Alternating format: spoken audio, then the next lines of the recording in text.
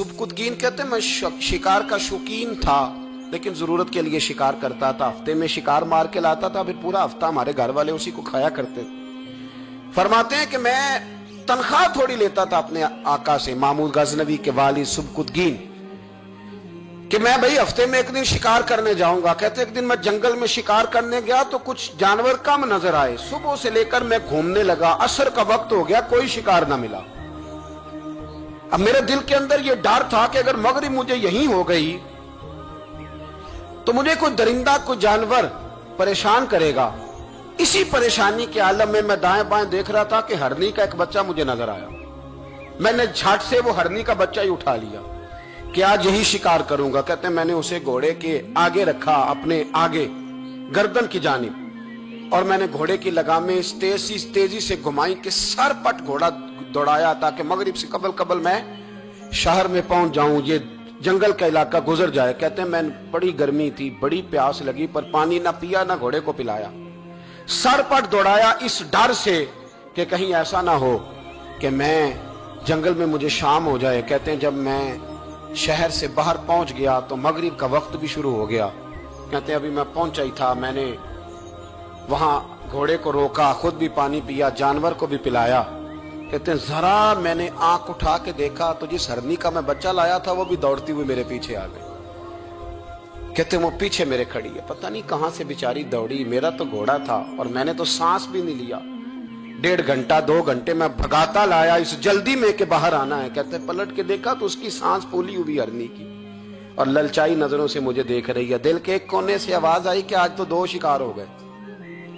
बच्चा तो पकड़ा ही, इसकी मां को भी काबू करता हूं ताकि डबल शिकार हाथ आएगा। कहते हैं फिर अंदर से मेरा दर्द बोला, अंदर से मेरा रहम बोला कि एक मां अपना बच्चा लेने आई है और इस तरह तो उसे तकलीफ नहीं दी जा सकती कि उसे ब्लैकमेल करके मां को भी रख लिया जाए।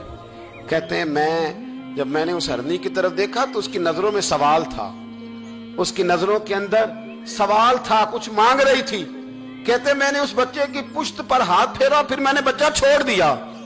कहते उसने पहले बच्चे को बाजुओं में लिया, फिर अपनी जुबान से अपना बच्चा चाटने लगी। कहते हैं फिर वो जब जंगल की तरफ जाने लगी तो एक दफा उसने मेरी तरफ देखा, दूसरी दफा उसने आसमान की तरफ देखा। जिंदगी में मुझे इतना सुकून कभी नहीं आया था जितना आज आया। कहते मैं घर गया, इशा की नमाज पढ़ी, बावुजू मैं बिस्तर पे लेट गया। लोगों मेरे नसीब देखो, मुझे मदीने वाले महबूब का दीदार नसीब हुआ। रसूल करीम अलैहिस्सलाम मेरी ख्वाब में आए, मैं रोने लगा। घर महक उठा, फूल खिलने लगे, खुशबुएं बिखरने लगी। कहते हैं महबूब करीम तशरीफ लाए और क्या खूबसूरत जुमला है। महबूब फरमाने लगे ओ सुबकुतगीन, अगर तुझे बादशाह बना दिया जाए तो इंसानों के साथ भी इसी तरह रहम करेगा ना जिस तरह आज हरनी के साथ किया है। अगर तुझे बादशाह बनाया जाए तो रवैया यही रखेगा या बदल जाएगा। कहता मैं रो पड़ा, मैंने कहा यार सुल्ला मैं तो गुलाम बनने के भी काबिल नहीं, तो बादशाह कैसे बनूंगा। फरमाया तेरी आज की अदा बड़ी पसंद आई है, अर्श के मालिक ने तुझे बादशाह बनाने का फैसला कर लिया। तेरी ये अदा बड़ी भाई है, बड़ी पसंद आई। फरमाते एक हरनी के बच्चे पे रहम खाया था, रब करीम ने मुझे बादशाही अता फरमा दी।